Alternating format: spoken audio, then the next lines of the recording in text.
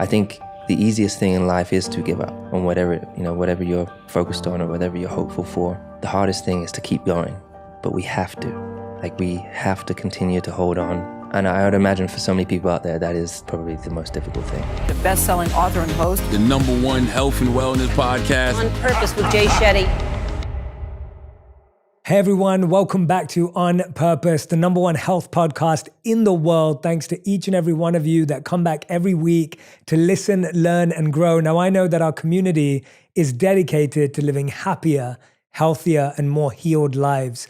And I love sitting down with people who are dedicated to their own happiness, their own health, their own healing, and doing that for the world through their work. And I have to be honest, it's not every day that you get to sit down with someone you admire, you're inspired by, you look up to, and someone who is truly the definition of the word GOAT. I'm talking about the one and only Sir Lewis Hamilton, 7-time Formula One world champion, someone with over 100 race wins, considered the most successful F1 driver of all time. And Lewis's willingness to embrace what makes him different has defined his values and outlook on life. And in 2014, those values saw him win BBC's Sports Personality of the Year, followed 2 years later by a position in Time magazine's 100 Most Influential People list. Lewis received both accolades for a second time in 2020, in a year that saw him become a leading voice in the global fight for racial equality. In doing so, he was recognized as British GQ's Game Changer of the Year and Powerlist's Most Influential Black Person in the UK.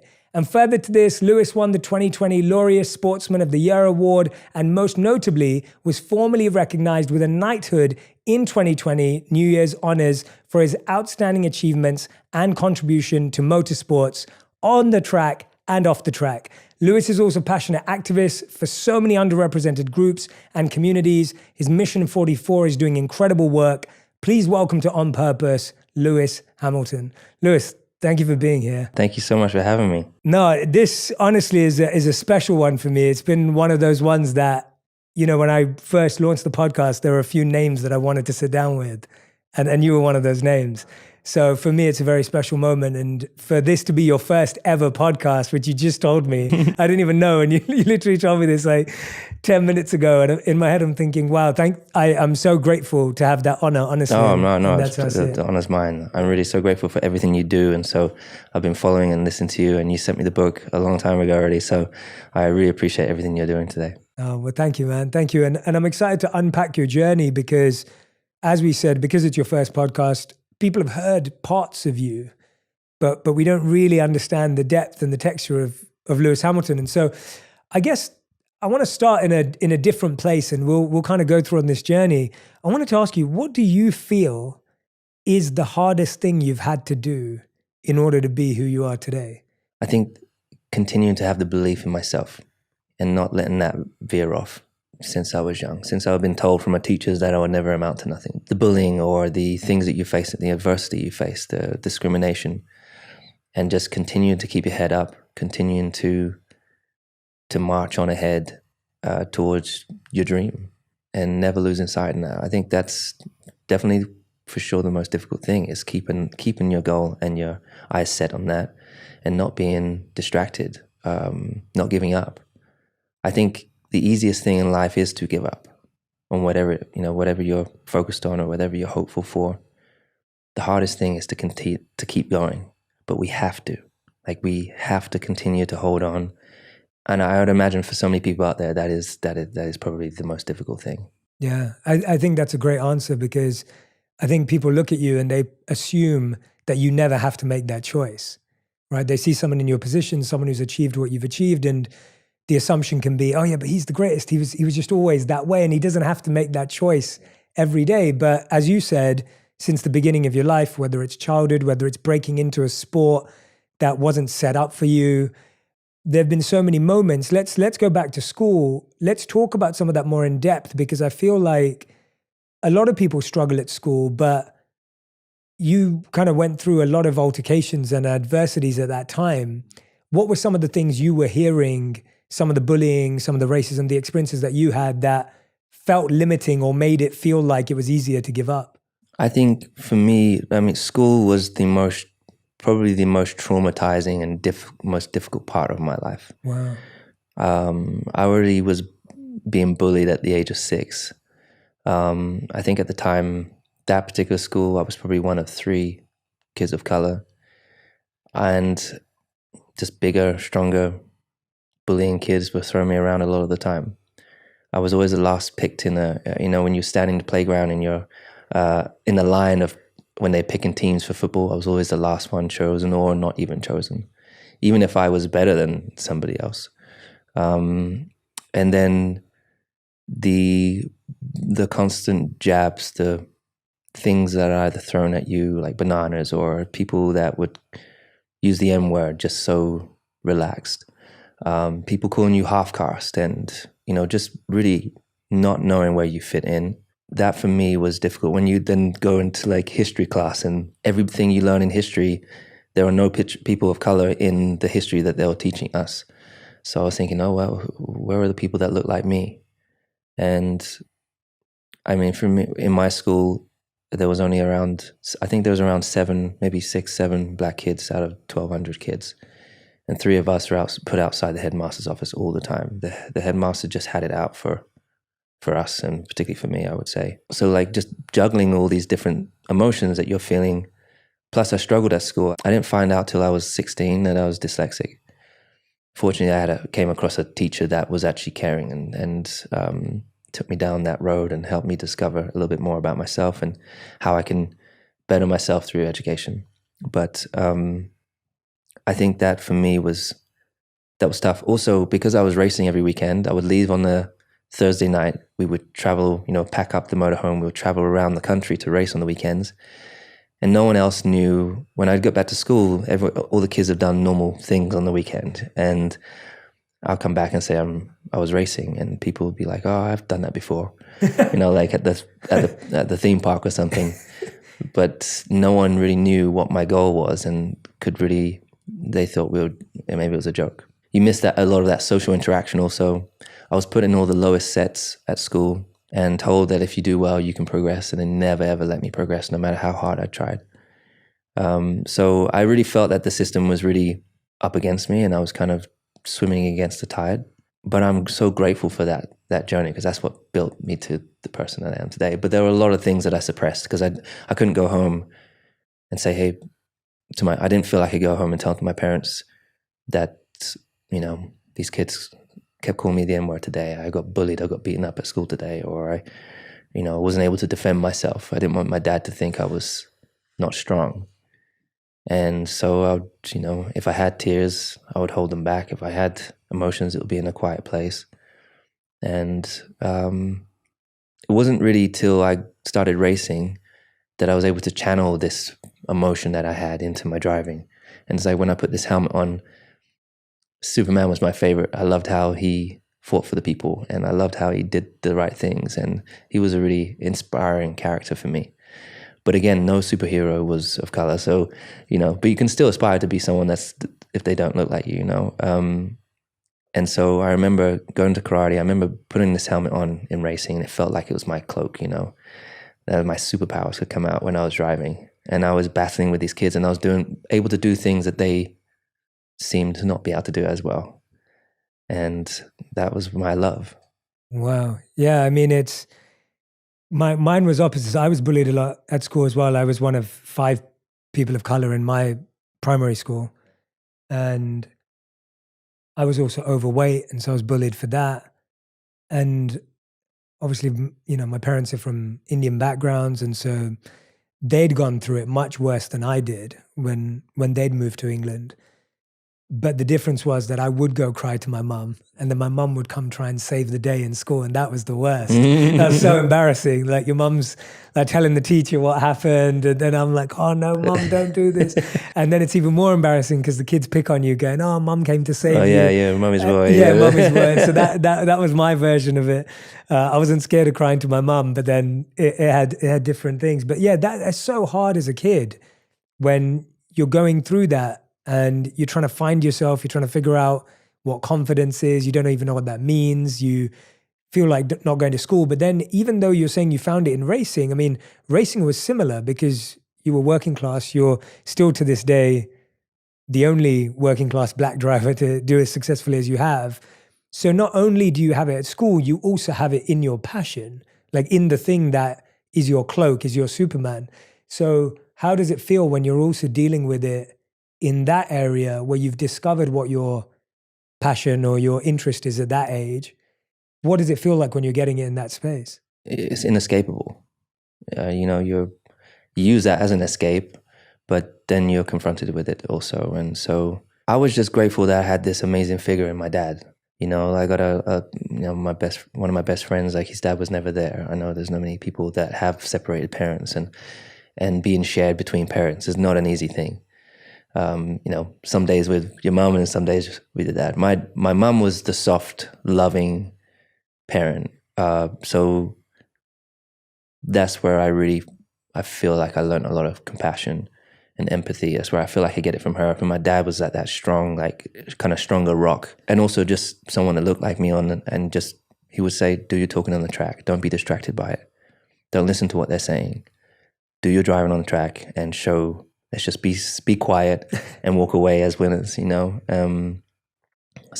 But again, like your parents, my parents went through, or particularly my dad was someone that also faced adversity through his life. And he's like, I want to do everything in my power to create a better life for my kid so that they don't feel or experience the things that I've encountered through my journey.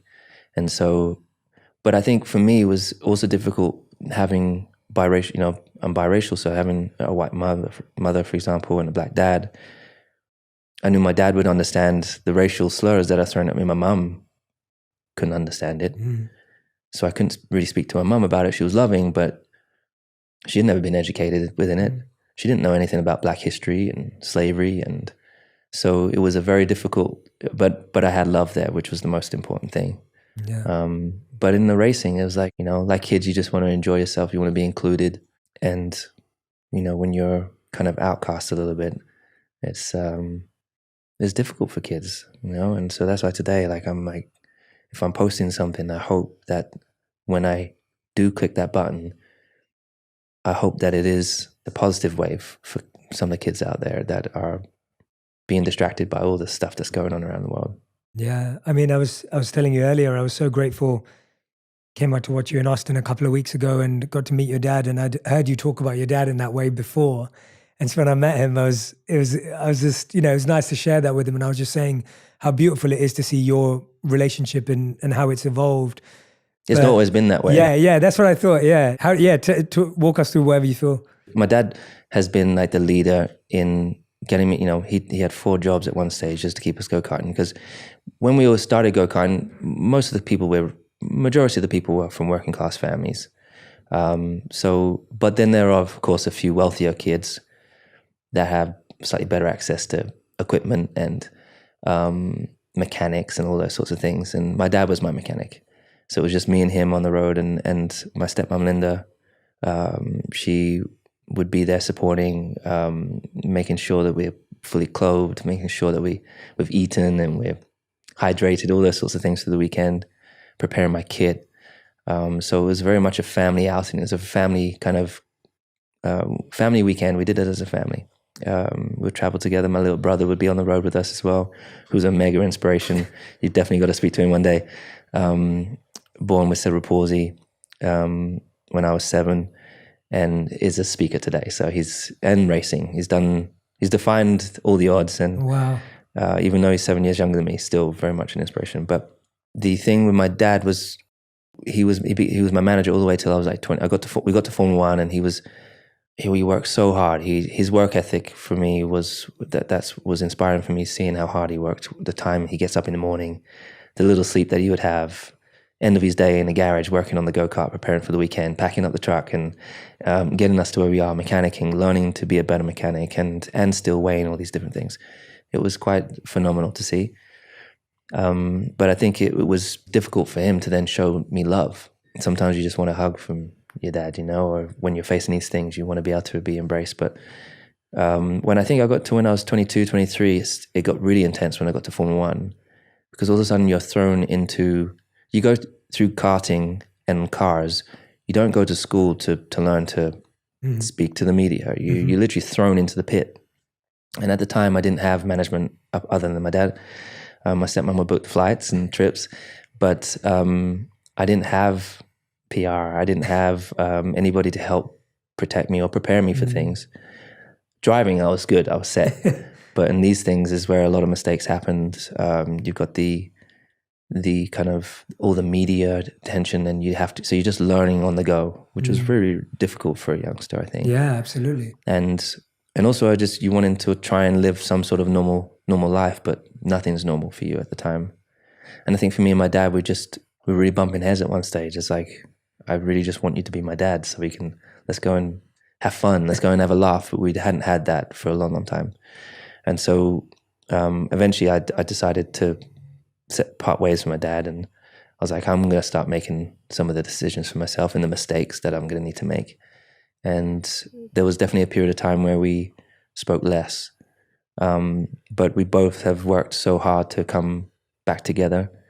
And we have one of the greatest, he's the first person I want to call when I finish a race, because I know he knows what it's like. He was there from day one. And so, he's been to the last 2 races with me. He's probably going to come to the next one. There's days where I do feel like I'm not enough. There's days where I don't feel like I'm good enough. And people will be like, yeah, but you've won 7 world titles. And I'm like, yeah, but still, there's days where I question, no, you still got it. Can you still be the best? Yes, you can. And so I have to I'm having that conversation with myself often. But my dad's also there. Sometimes I'll say something that's maybe not the most positive, and he'll be the one there just reaffirming, no, you've got this, believe in yourself. And it's so important for people to have people like that around them. And I surround myself with other positive people as well, and we continue. I think it's all our job to lift everyone up, right? I want everyone around me to win and to become the best versions of themselves. So no, thank you for sharing that as well. Thank you for opening up about that, because I think the relationships we have with our parents are just so significant when it comes to achievement and success. And when you start doing sport at your level, even at an early age, wins and losses starts becoming so important. So win and loss is important in everyone's life, in the sense that everyone has it in exams and school and things like that, which we'll talk about in a second as well. But for you, you're having it in a very overt way. Like you have 1, 2, 3, and then you have everyone else. And how have you kind of worked with that since you're young? Because I can imagine that your psychology can become very much like, if you win, things are great. If you lose, things are bad. How have you kind of processed that as time's gone on? And was there a time when it was unhealthy and difficult, and has it got better, or is it something you're always working on? So on one side of things, I struggled at school, as I said. So the teachers would write these reports that I was not focused or I wasn't doing well. And I remember the fear of that report every year. And I'd try so hard to do well. And then these teachers, I don't know if teachers out there realize when they write those reports, what's happening back at home, whether you have an abusive household or, the stress of that was difficult. I feel in racing, if I could win, I could see a smile on my dad's face. And it was really like, okay, if I do well at this, I know that I'll be accepted, but I've got to work double hard to I've got to always be first. I always laugh about the whole, if you're not first, you're last. Because I'm literally, whilst that's obviously I've not been first my whole life, first was everything. Yeah. In order to be accepted, in order to fit in, and maybe to be appreciated. Not only within my relationship perhaps with my dad, but then also around my friends. And it wasn't until I got older I realized it's about the bigger picture. But when you have success, it's so short-lived. It's like, it really is really short-lived. You win a race, then you go back home and you have as a racing driver, the weekend is so intense, you've seen it. There's so much energy, so much, it's really, really a stressful environment for everyone that's working within it. Then you go home and there's a huge come down like 1 or 2 days later. And you're trying to balance those emotions, that emotional roller coaster. And learning to kind of channel that and figure out ways to keep it balanced, whether with your routine and those sorts of things, has been really key for me. But I think during the last few years, really understanding that it's about the bigger picture. I'm fighting for something far greater than winning a race. I'm really fighting for change in the world. We're more divided than ever, I would say. It's devastating. I can't watch the news. It's devastating. There's just so much happening. But there are so many great people out there that are doing really great things. And I want to be I want to be a part of that inspirational energy bubble that people like yourselves are a part of. Because we need to create a brighter future. We need to create better future leaders. Look how bad our leaders are that are in governments. We need to be inspiring the next generation of thought leaders that are positive. And so that's what I'm trying to be a part of every day. So I'm really trying to focus on my intentions, as you were talking about, like setting your intentions each day.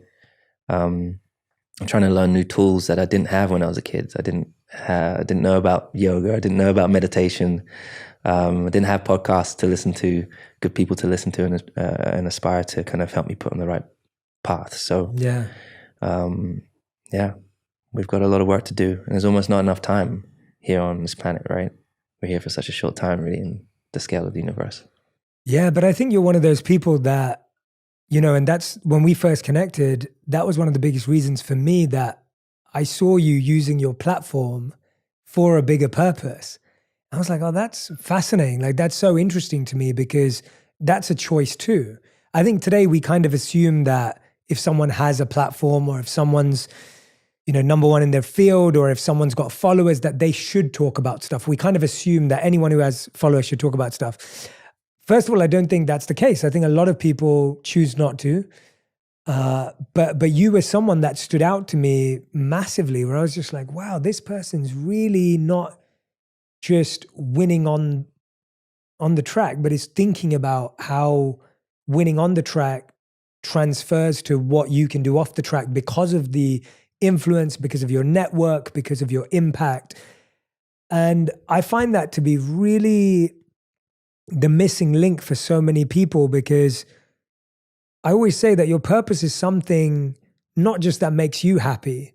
It's when you use what makes you happy to serve other people, like when you use it to impact other people's lives.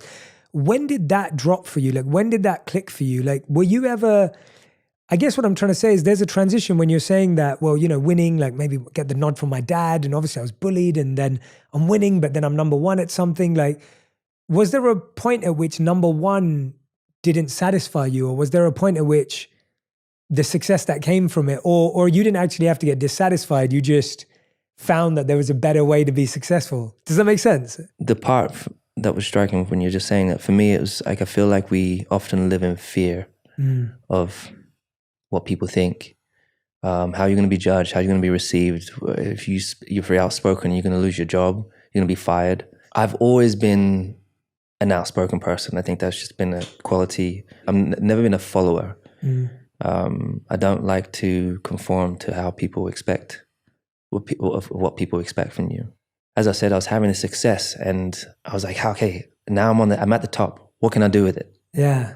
And there are so many causes. There's so many problems out there, and there's so many amazing causes. And which one? There's only one of you. So like, where do you put the focus? And it took a long, long time to really find what that was for me. I think for me, education was something that I felt extremely passionate about, because I'd been out to India. I'd been out into some of the really poorest places, like in Manila, and seeing young kids who are like us, but begging for food and not having the same opportunities. And for me, that broke my heart, and realized how privileged we are and how fortunate we are. But I was like, I want to be working with people out there that are trying to create more. There's over 100 million kids that don't have access to school or education. So how can I get involved in that? So aligning yourself with people that do. But I think I was winning, and it was giving me that tip of happiness, but then I would kind of drop back down to normality, and there was something missing. And it was that purpose, really, or understanding what that purpose is, and understanding why you've been put here, why you've been given the platform that you've been given. Why were the only people of color this whole time through it all? And when I started speaking about diversity. People are like, oh, you want to get more people of color in as racing drivers. There's only 20 of us. So I was like, no, there's 50,000 jobs. There's thousands of engineering jobs in the background, and there's such a lack of diversity coming through. I want to be a part of shifting that narrative and shifting that conversation and having people question themselves and have those difficult conversations with people. So I just started by having those difficult conversations with my boss. And one of the things he brings up that he said that hit him hard, I said, have you ever thought of, as a white person walking into the paddock, into the race weekend paddock, and being the only white person there? He's like, I hadn't even thought of that. And I said, well, that's what it's like for someone like me. When I'm in the room, you noticed that out of 50 people in a meeting, you're the only person, the black person there. And it's not because we are less. It's because there are these barriers within society through education that are limiting people to be the best they can be. So my job is to be empowering and improving representation. I'm really, really passionate like black equity as well. So that's why I got involved with the Denver Broncos. Yeah. And usually when I'm in conversation with sponsors or companies, I'm like, hey, so how diverse is your team?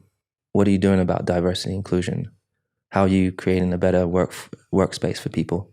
That's what I want to be a part of. The success can come later, and that will be along the way. But if you're not asking those questions or you're not tackling those issues, then we're not aligned. Yeah. And so pretty much every partner that we have a lot of partners within our team, I've asked these really difficult questions, and they're like, oh, you know what, but we can do more. I'm like, well, let's do it. Yeah. And so I think I've grown very close with my like Mercedes-Benz and Daimler. They've been so open that we changed the car from silver to black in 2020. And as again, I said to them, like, the car's been silver forever. It's always been silver arrows. And I was like, imagine if we changed the car to black, what that could, us turning up and arriving is how you show up, and it's how, imagine the message we can send. And so we had the black car for the whole year, and we didn't even really talk much about it. We just let it be, and we won with it. And that's when I won my 7th world title with that car. So that's beautiful. That must have felt special. It was, honestly, my whole life flashed by that last lap in Turkey. My whole life, like all the struggles, questioning whether you were going to make it or not, just all those doubts, all those fears kind of flashed by me, through my eyes, and came across the line. And I was like, I did it. And I want the kids out there to know that you can do it too. So that's what I try and like every day, just try to be encouraging of kids. Yeah. Do you sometimes feel that, we were talking about this a bit earlier, that, in other sports, we get to see the emotions and the expressions of players that we love, or, anyone who's on the court or the field or the pitch. Whereas with you, because like we don't get to see that in your eyes in your last lap like that, we can only hear it today, which is why I'm so grateful to have this moment, because I obviously, whenever I'm sitting down with someone who's a high performer like you, it's obvious that there's so much emotion and preparation and power, but with racing specifically, you just don't get to see that. Do you sometimes feel that the only people that can truly relate to you are the people you compete with? Because I feel like it's, like you said, there's only 20 of you that are racing anyway. It's lonely anyway. 99% of people in the world have no idea what it feels like to drive a car as fast as you do in the way you do in any comparison. Do you sometimes feel that the only people you can relate to are the people that are racing against you? And then do you kind of feel, is there a loneliness in that experience, or is that kind of like a power in that as well? Definitely the other drivers. I do feel that we have a lot more in common than we think, but we're so competitive, and a lot of us have our defense. Like, you want to beat the guy, but then you like the guy, you might like the person outside the car, but you can't show that. Like, there's this whole psychological battle you're having with yourself and getting away with yourself a lot of the time. So I really feel like as an older driver, I'm trying to be more like reaching out to youngsters, and because they're the future, and I'm excited to see some of these younger drivers that are coming through are so talented. I don't know if they've got the best structure around them. Like I didn't necessarily have the ultimate structure that I perhaps have now. So just try to be a kind of a positive light to them. But naturally, none of them are black. None of them have necessarily faced the same as me, but they've faced their own challenges and things about respecting that within everybody. And I've tried to create allies necessarily, like in having the difficult conversations with some of them. I mean, I'm so grateful I've had a couple of them that really took the knee with me in 2020. Just on that, my dad was, going back to how my dad like never let me cry as a kid. He said there's a sign of weakness, like don't let me ever see you shed a tear. So I remember just holding back through those difficult times as a kid, holding back most of that stuff. In 2020, I cried. I hadn't cried for at least 10 years, maybe more. There was a lot of bottled up stuff that came up that I had not realized, that I didn't even know about, suppressing a pain or a feeling. So I remember kind of being on my knees thinking, what is happening in the world? I've got to be outspoken. I've got to take that chance, because if I don't do it, then no one's going to do it. If I don't take the knee, if I don't let people like me know that I care and I hear you and I'm with you and I'm going to do something about it, I'm going to risk it all. I don't care if my partners want to drop me because I don't want to be associated with this narrative. And I literally let go of all the fear, and that's why I came so forward with it. And I know it's not easy for everyone to do that. But I just want to really try to encourage people out there to be themselves, to speak out if they've got a problem, if they're seeing something within the working environment or experiencing something, you got to be outspoken about it. And there's a right way to do it. The first day I was going to take the knee, I remember I didn't feel like I could tell my team. I was like, because I felt that they wouldn't understand how important it is for me to do this day. So I remember I had my Black Lives Matter shirt hidden, and I just wore it out there, and I went ahead with it. And so no one knew? No one knew. Wow. But the sport had made all these T-shirts like "We Race as One" slogan, and they gave these T-shirts to everybody. I was like, I'm not wearing that. That's not what this is about. Yeah. And so this is what I'm doing. And this was around George Floyd, right? The murder of George Floyd. Yeah. And afterwards, my team were like, well, why didn't if you just told us, we could have prepared better. But I had this fear that they would try and stop me, perhaps. But that was just a fear. They've been massively supportive through the whole thing. My hope was that kids would be watching and be like, what is that? Why is he taking the knee? What does that shirt mean? What is going on, Dad, Mum? And then the parents be in an awkward position having to explain it maybe. But I think what was really encouraging for me, I think when we started really getting into the whole diversity inclusion, we did the research. There was only 3% out of 2,000 people in the team. There's 3% diversity. So since then, we've been on this mission. The team have started new projects. We've discovered that the sport generally hires from one group of universities, which is not diverse.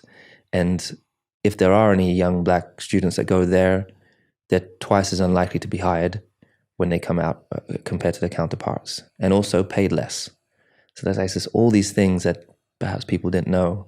That's the Hamilton Commission, right? Yeah, that was the research, yeah. And that just was interesting to experience that. And now we're working on like a diversity charter that all the teams have to be a part of. And it's not mine, it's for the sport. And it's to encourage those teams, because there's still not any diversity within, if you look at Ferrari, they don't have hardly any. Most teams don't. But when I go back to my team, to the factory, normally in our marketing department wasn't very diverse initially. And I walked in after the pandemic and I started seeing such a more diverse group of people. I was really quite emotional because I was like, oh my God, I'm starting to see change. But you don't see that on TV. Yeah. So when I talk to the bosses of the sport, I'm like, hey, there's all white men facing, and me facing the camera at the start of the race. Where are the women? Where are the people of color? We've got to be showing, so young kids are watching and they're like, oh, there's a place for me there. I can be there. I can be an engineer. I can be a mechanic or whatever it may be. And even for young girls, I can be a racing driver or an engineer or strategist or whatever, So representation is so key to inspiring the young youth. Especially in these industries that they already have less access to, right? Like that's the point, that it's not just representation because you want them to even have the opportunity. It's the fact that there's just no access point, which is what you're trying to create. I think what I find really beautiful about you doing it is you're doing it though when you're like, I'm having all my emotions come up at the same time as trying to be a voice for other people.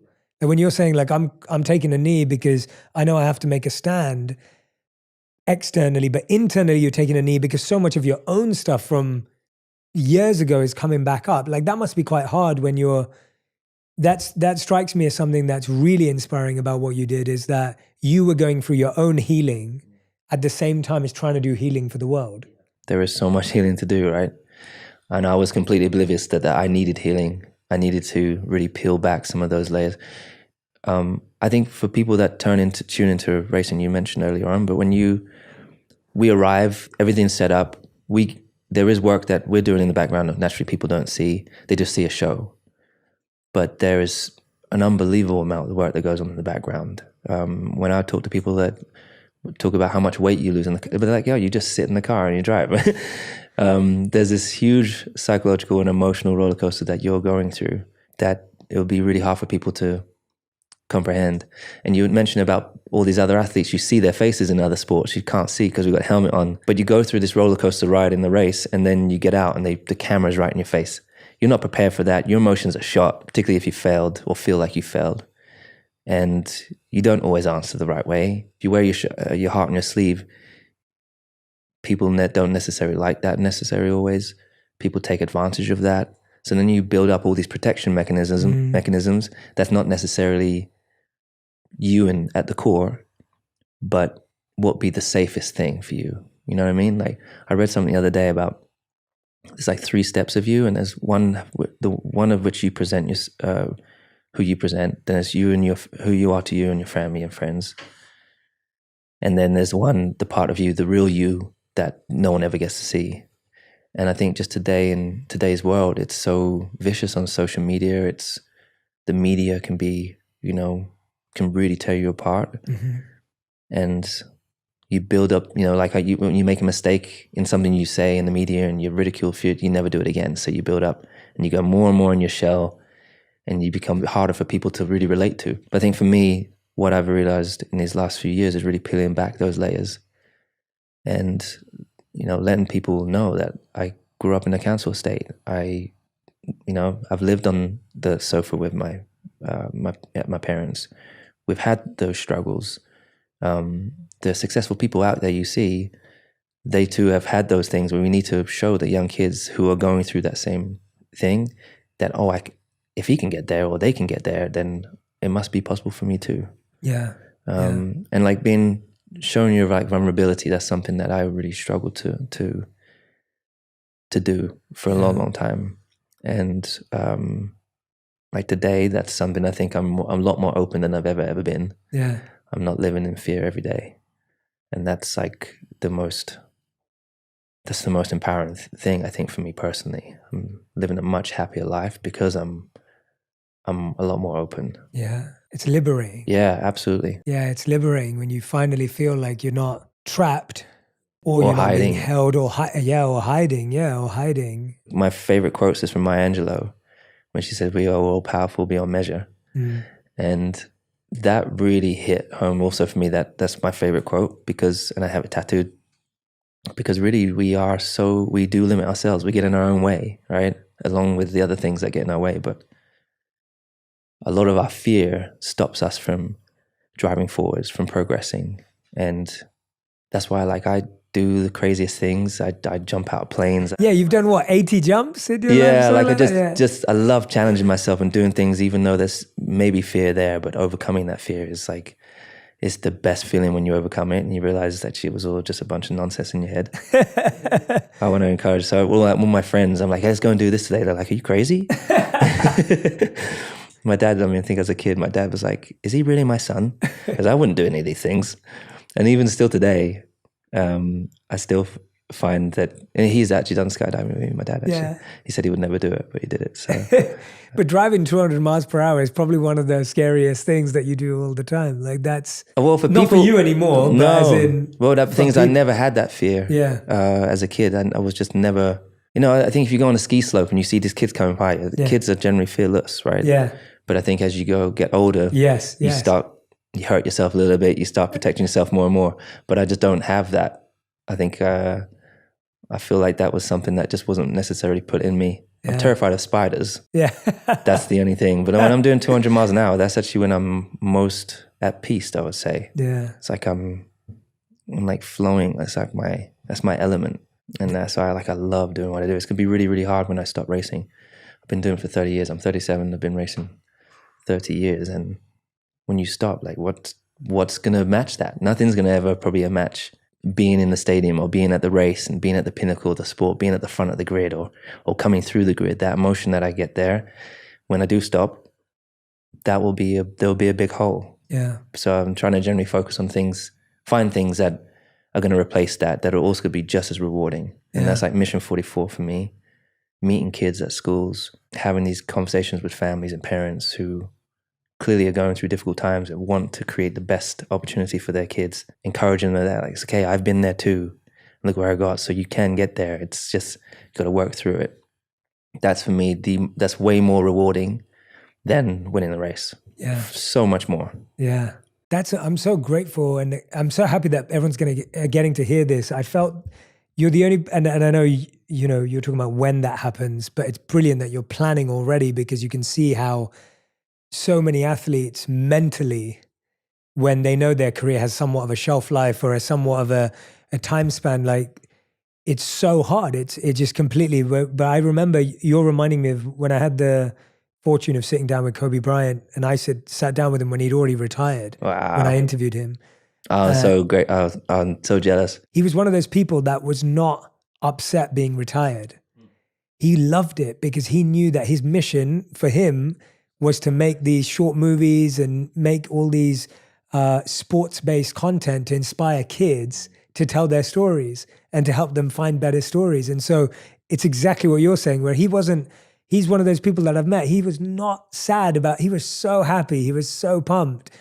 That's what I'm working towards. Yeah, because he knew that he had a mission and he had a purpose, and he'd gone and won an Oscar for a short movie that he'd made. And, he was creating content to inspire kids, and that's where his heart was. And of course, watching his daughters play. And so I'm super inspired by him. Yeah. But yeah, like when you said that, that's what I remembered. And he was in the same boat. He was like, I'd always wanted to script write. I never had time to script write. He said, I was always playing basketball.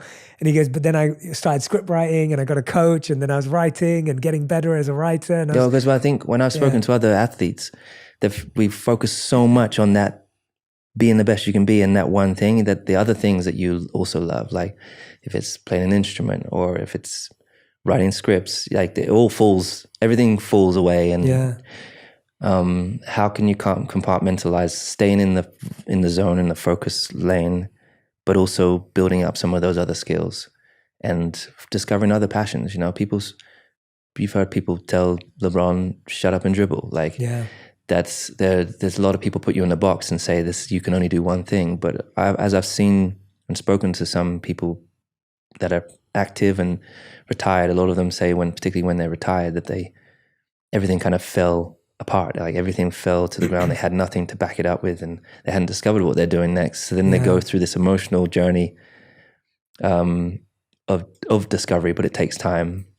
So I'm like trying to learn from those things and applying them and find the other things that I'm passionate about. So I generally feel today that I have lots of things in the pipeline that when I do stop, it's going to be like so grateful, but I have something better that I'm moving on to. Yeah.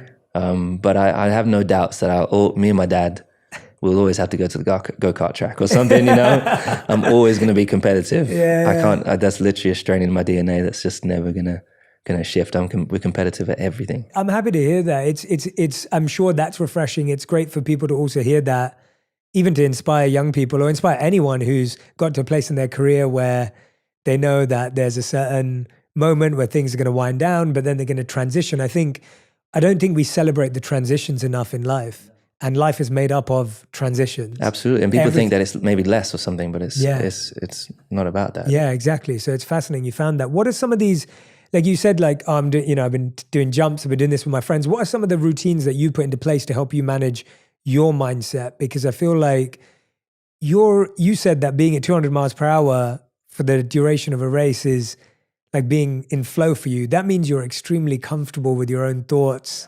extremely comfortable with being in a high stress, high pressure environment, but being just with your own self. Talk to us about how you, I mean, it sounds like that's always been the case, but what have you done to become more and more comfortable with that? Yeah, I think naturally there's a natural ability, right? But like being able to focus for an hour and 45 minutes without making mistakes and That's literally insane. It's unbelievable. dealing with the pressures. A friend actually asked me last night, because I talk about, we lose a lot of weight in the race. Yes.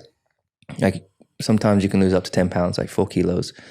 And people are like, whoa, I need to be a race, particularly in America. They're like, oh, I need to be a racing driver for the weight loss.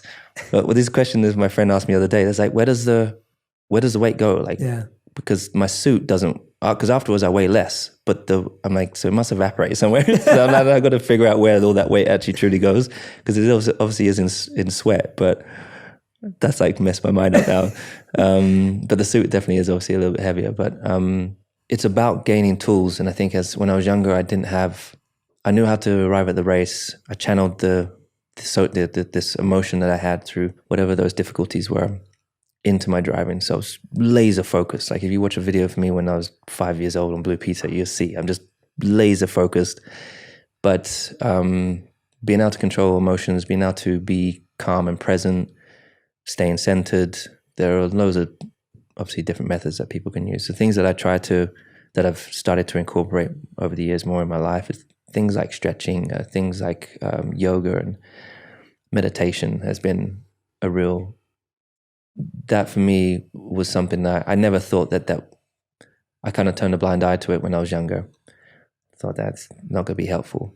But being able to sit still for a second and listen to the noises around you, and understand you more and tap into that kind of inner child or whatever it may be.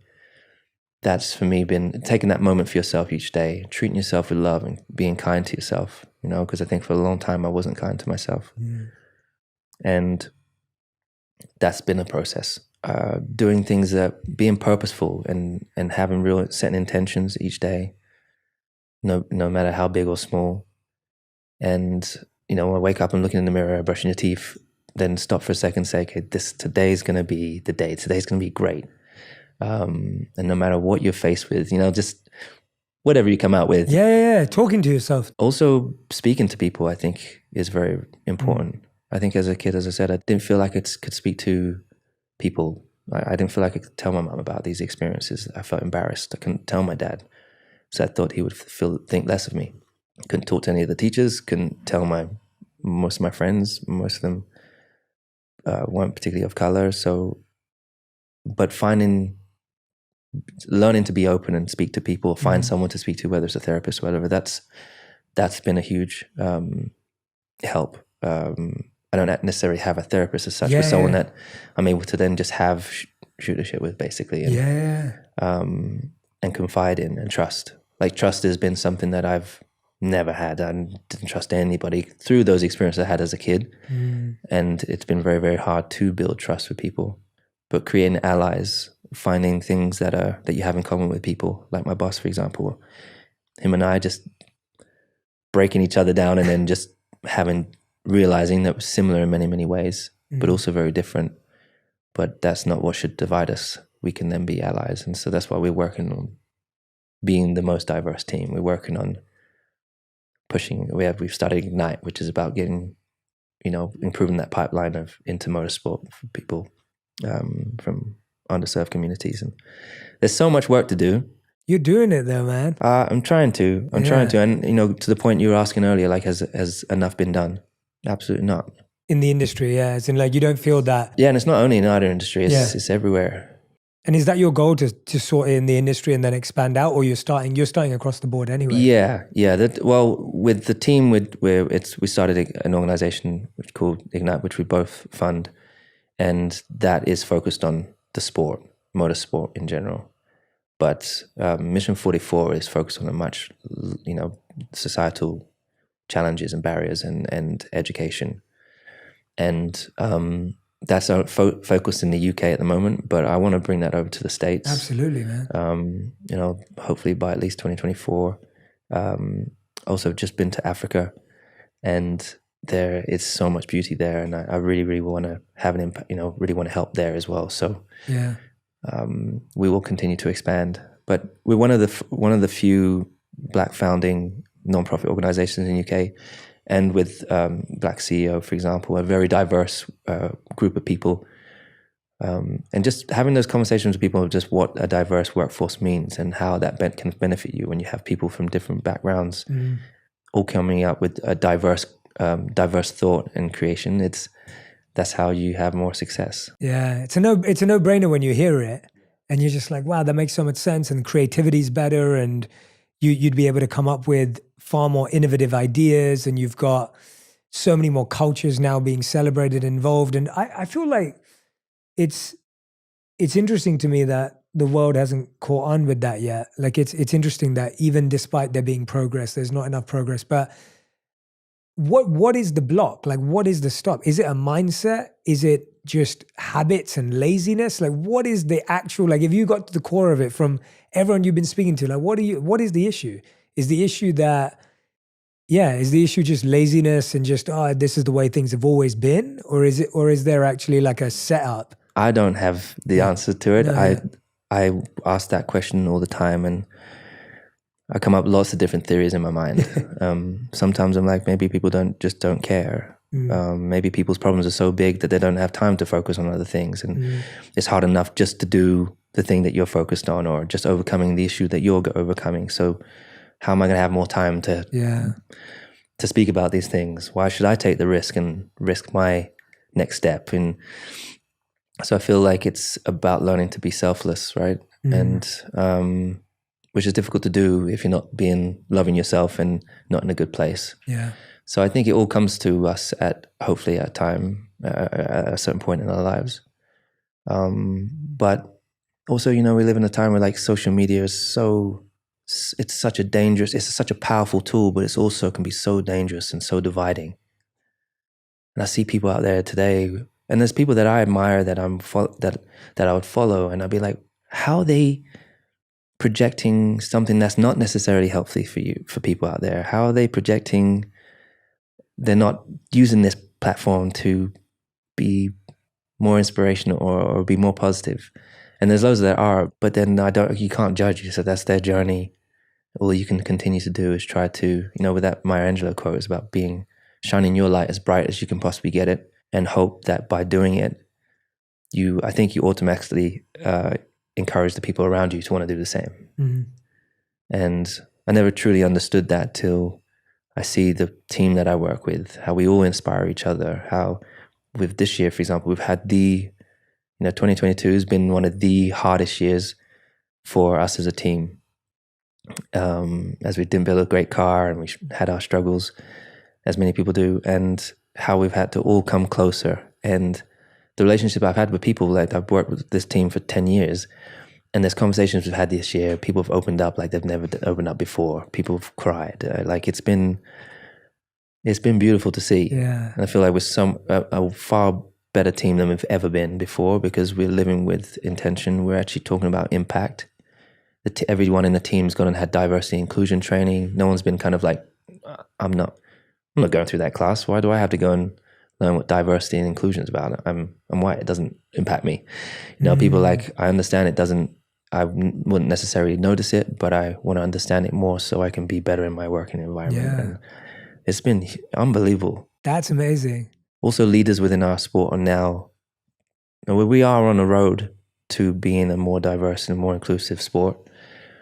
But I think my job is to continuously make sure that the effort that we're putting in now doesn't kind of fall away and become kind of, just because it was trending. Yeah. That it's actually something that's on the top of the list. Sustainability is on the top of our list, and like real, true core values. We don't go out of our way, because a lot of people, it's very easy to kind of be led by money or success. But making sure you stick to your core values is so true, so important. It goes back to what you said, though, that's what real leaders do. Like, leaders don't follow what's trending. Like, leaders are focused on transformation, and then they're dedicated to transformation, and they're going to keep doing it until they see a change. Whereas followers follow trends, and it's not trending now, it doesn't matter, we'll focus on something else. But obviously it's so clear, just listening to you today, and it's amazing because, and that's why I'm so glad I've had this opportunity to talk to you, because I can hear just how deeply dedicated you are to this and how it's at your core. It's like, it's everything that comes out of your pores today is just, which is really special to see a value being embodied. Like, to empower other people, you have to embody the value first. You don't just go around empowering people. And so to hear how your soul and heart is like completely a sponge for this stuff, and then to wanting to go and share it with the world, it's really remarkable, man. Thank you. Yeah, well, I mean, I'm by far perfect. No. And I think that's like, it's not about being perfect. It's about just every day, one step at a time, trying to be better, trying to do more. Yeah. And I'm learning a lot about myself. I've had to break myself down in order to be able to be better. And what do you mean by breaking yourself down? Well, just when I told you about like all those barriers you put up over time to protect yourself, and then kind of like knocking those barriers down. Yes. And it's enabled me to connect with more people. It's enabled me to realize my place in the world. And I don't feel like I don't belong anymore. I feel like, I've got a place and I've got a purpose. And I think a lot of people are struggling to find that purpose, but it's okay. You will find it. Do not give up. Keep getting up, just keep saying those things to yourself, and you will eventually find it. And, you're already living in your purpose and are having such a huge impact on so many people, telling stories, which it's amazing to see. I started this production company inspired by like Kobe and so many out there, but stories for me, storytelling, I watch a lot of movies. I don't know about you, but yeah, I love movies, especially sports movies. Yeah, like when I go home, I'll order takeaway or make myself some pasta or something like that. And then I put the plate in front of me and I can't eat till I found something to watch. Yeah. Like my escape is watching the movie, and I always like to find something hopefully inspiring. Yeah, same. But the reason I created this production company is because, until recently we didn't have any people of color as superheroes. I think these storytelling is so important for people out there, for inspiring people, and I want to make sure that in everything that I do, every project that I work on is with a diverse workforce. Like I'm doing this Formula 1 movie with Brad Pitt and Joe Kosinski, but my job is to make sure that it's diverse behind the camera as it is on screen. The story is empowering and uplifting. Mm-hmm. There's no BS in terms of the racing, and hopefully one kid will watch it or more and feel empowered to go and do something great. Absolutely. I love that, man. I'm so glad you're doing that, because when you said, do I like movies? The movie that came to my mind was Race. Have you seen Race? Mm-hmm, of course. Yeah. So like that, the story is unbelievable, but when you watch the movie as well, it's unbelievable to see what Jesse Owens did. Like, to think that he had to go. I can't even imagine. You just can't imagine. If everyone's not seen the movie, you have to go see the movie. You have to go and see it. It's just one of those movies that's like, how do you do that? Like, how do you go and race in Nazi Germany? Like, I have it must have been terrifying. Terrifying. And, there's so many great stories like that are out there that need telling. Yeah. Continuously telling. Yeah. 42 is another one. Yeah. 42 is awesome. Yeah, 42 is such a great movie. But yeah, there are these really unique people out there. I think for me, being in this sport, being the only one and being the first that has been lonely. Yeah. And that has been really, really a difficult thing to kind of understand and through my life. And there are many, many people like Jesse, for example, being the first and only at the time. I've taken huge inspiration from him. Nelson Mandela was like, he's one of my biggest inspirations. Yeah. I was so fortunate to get to meet him when I was 23 or something. Oh wow, what was that like? Yeah. It was mind blowing. I mean, when you then I got to Formula 1 and you have the success, all these things come, and you've dreamed of being a racing driver, but you didn't dream that all the other things that come along, like meeting other unbelievable people. I went to Nelson Mandela's 90th birthday in London, and I was sat on his table in this huge room full of like Bill Clinton was there, like Denzel Washington was there, Oprah Winfrey sat right next to me, like all these people that you would never ever in a million years dream of think you would ever get to meet. Yeah. And then you discover they're also just human beings with feelings and with emotions and with their own challenges. But I was so young at the time, it was I don't even recognize myself. When I look back at me 7 years ago, I see a shell of me. And I think I look today and see myself and know myself so much more. And that's an empowering experience to be in. But I walked into the room and met him, and he sat in his chair, and it was like walking into, I was like God or like a king, and his silk shirt his aura was something, you could see his aura, his smile, he was beaming. That was probably the most impactful day for me as a youngster. Wow. Lewis, it's unbelievable talking to you. I mean, what you've achieved on the track, off the track, and now I'm even more excited to see you continue to achieve as your journey continues, because I'm going to say this, and I don't say this often, and I genuinely, my team can vouch for it, and everyone else can listen back to any episode. I think you're one of the most on-purpose people I've ever interviewed. Ever. I appreciate that. I genuinely, there's nothing else that comes from your being apart from what your purpose currently is with Mission 44. And it's really remarkable to meet someone who's so on purpose. I genuinely don't have that experience. And the only person you reminded me of was Kobe. He had it too. When I was around him, there was nothing else. It wasn't like he missed anything. He was at peace. It was peace with purpose, and you have that same aura and spirit from at least my experience. Thank you so much. It's so kind of you. Yeah, and I really mean that. It's incredible. So we end every episode with a fast 5, which means every question has to be answered in 1 word to 1 sentence maximum. Okay. And we ask these same questions to every guest that's ever been on the show. I should be prepared for that because I've seen you. So. Well, no. The first question is, what's the best advice you've ever heard or received? I think it was literally my dad, never give up. That's been like the slogan in the back of my mind every single day. The other one would be just that you'll always be learning. And that's what I learned from Nelson Mandela. He was like, I'm 90 and I'm still learning today. And I was like, what can you tell me? It's like, I'm still learning today and it's okay to be learning. You're always going to be learning something new and growing. So. Wow, that's beautiful. I love it. Not really like wow, but like that was pretty basic. But. No, but it's not. It's powerful knowing he said that. Yeah. As in the fact that he said that on his 90th birthday. At 90, that is powerful because shoot, got a long way to go. Yeah, and it's like a lot of people. I feel like a lot of people feel by 90, especially him, he has so much wisdom to share. Yeah. But the fact that his wisdom was, I'm just learning. I'm still learning. That's pretty cool. All right, second question. What's the worst advice you ever heard or received? Give up. It's just the opposite, yeah. Yeah, literally the worst bit of advice. And it wasn't necessarily advice, but when I was younger, there was other parents of other racing drivers I was racing against. I remember this one guy and he's like, you just don't have it. You should just give up. Their parents were saying The parents, a grown man in his 40s or 50s told me that. And I was 8. Told you? Told me, yeah, to my face. And I remember just being so like, what am I supposed to do with that? What do you mean, give up? What was the reason? I would imagine because I was beating his kid. Maybe, I don't know. I never really thought of what the reason would be. And the same with teachers, Yeah.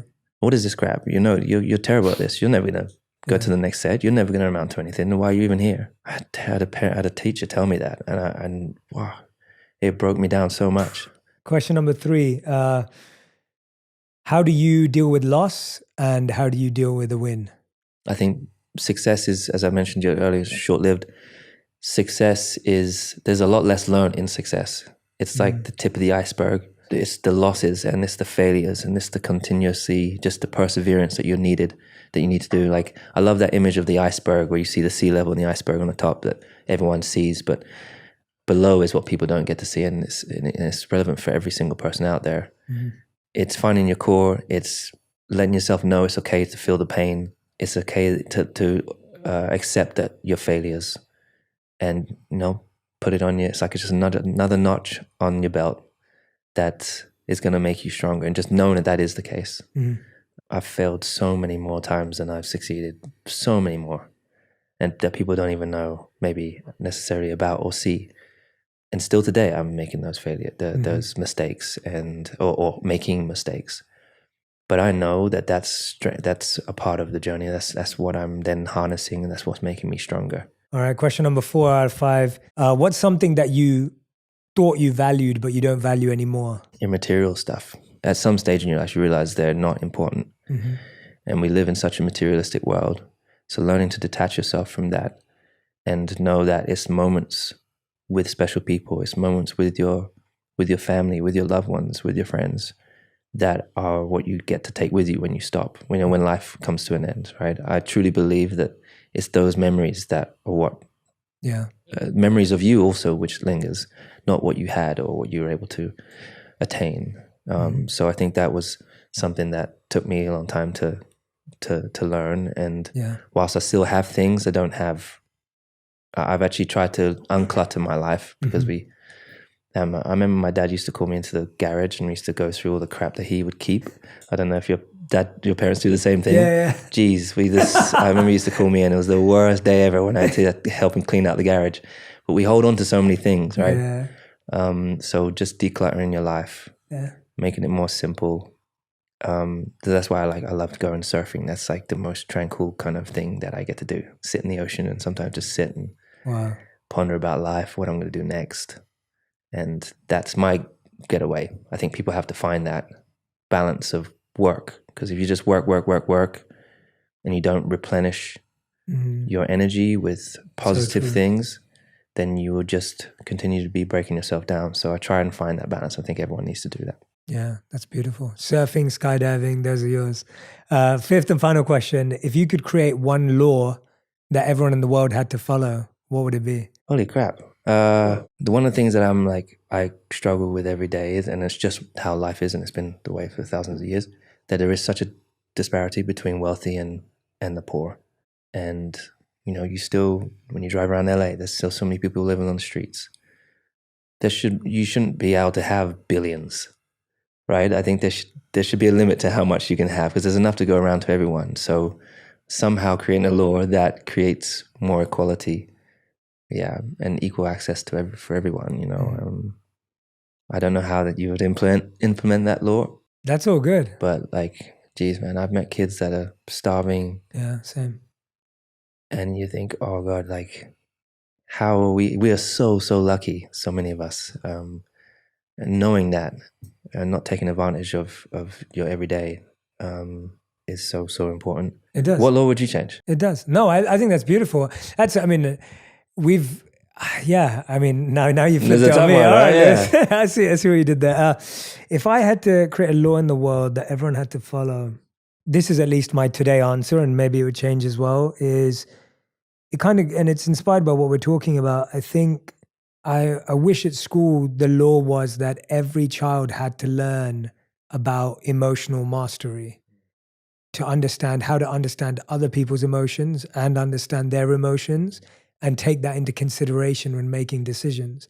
And if every child was given that exposure to emotional mastery, then people would just have tools of how to deal with their own pain and someone else's pain, and how to deal with when your parents are going through pain, because I feel like pain is the issue. We have any pain today.